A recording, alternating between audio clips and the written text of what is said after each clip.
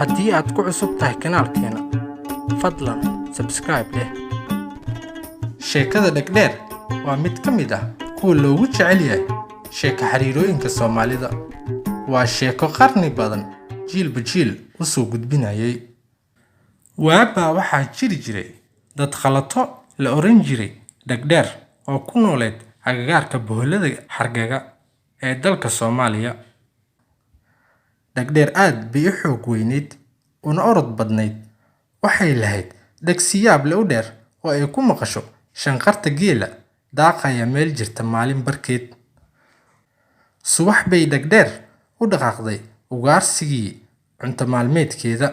Waxay sii dhex qaaday buuraha iyada oo gacanta ku sidata gudin ama misaar, gacanta kalena jawaan maran oo ay ku soo qaadan lahayd qofka ay dilato. Balse waxay sii dhex qaaday jidka. Maalinta waxba gacanta kumaysan soo dhigin. Iyadoo gaajo iyo jahawareer isku darsatay bay ku soo laabatay gurigeedii. Dhegdheer waxay caruur ka lahayd gabar keliya. Soo gur qoryo iyo caws bay ku amartay gabadheedii kaligeed ay lahayd. Dhegdheer oo doonaysa in qof keligii socda in uu ku soo qaldamo aqalkeeda oo uu yimaado ayaa qoryihii iyo cawskii waxay ka dhistay aqalo dhowr ah oo dhinaca ku haya aqalkeedii. Daal dartii hurdaa la tagtay iyadii oo weli gaajeysan. Haweenkaas waxaa wadada soo martay haweeney ninkeedii dhintay oo u socota gurigii reerkooda. Hase yeeshee aad bay u daalnayd una gaajeysnayd. Aad bay ugu faraxday markay indhaheeda qabteen deegaan lamoodkii Dhegdheer. Haweeneydii ayaa siduu dhaqanku ahaa weydiisatay gabadhii Dhegdheer, gabadhoy i waraabi in aan Ilaahay ku oomin. Gabadhii ayaa si dhaqso ah ugu jawaabtay, waan idin martigelin lahaa oo idin haraad iyo gaajo tiri lahaa, balse gurigaad timaadeen waa kii Dhegdheer. Iyada oo hadalka hoos u dhigaysa ayay ugu digtay, ogsoonow hooyaday in aad ka badbaadi doonin hadday hurdada ka soo toosto. Waa inaad dhuumataa ilaa ay ugaarsi u baxdo, dabadeedna si dhaqsi ah aad naftaada u badbaadisaa. Baqdin ayay la gariirtay haweeneydii. Waxay naf ka raadisay inay ku gabato raro duuduuban aqalka geeskiisa yiilay. Dhegdheer oo sankeeda iyo maqalkeeda aad u dheeraa ayaa hurdadii ka soo toostay. Waxay bilowday inay sanka la raacdo hadba jiho oo tiri, waxaa ii soo uraya manaag buuran baa. Gabadhii Dhegdheer ayaa tiri, may, waxa kuu uray waa baruurteeda hooyo. Waxa ii uraya hilbo gabar yar. Gabadhii Dhegdheer ayaa mar kale ku celisay, hooyo waa jirkeyga. Dhegdheer oo aan lahayn meel la qabto ayaa hadba jiho sanka la raacday, tuhunsanna in gabadhu wax qarinayso. Haweeneydii way ogeyd in mar dhow Dhegdheer gacanta ku dhigayso haddaysan meesha ka baxsan.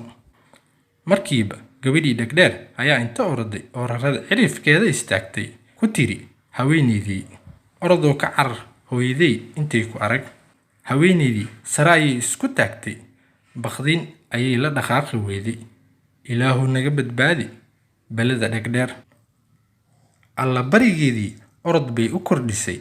Orod aan xakis lahayn ayay oroday ilaa ay ka soo gaartay togii buuraha Hargeysa. Haweeneydii ayaa waxay dhiibatay codsi. Ayay weydiisatay togii oo tiri, jid aan ku baxsado ii bixi, cadow baa i eryanayay. Togii ayaa ku jawaabay, haddii aadan dembi isku ogeyn waan ogolahay in aad i gudubto, haddii kalese waan ku liqayaa. Daacadnimadeedii awgeed haweeneydii si nabad ah ayay ku gudubtay togii.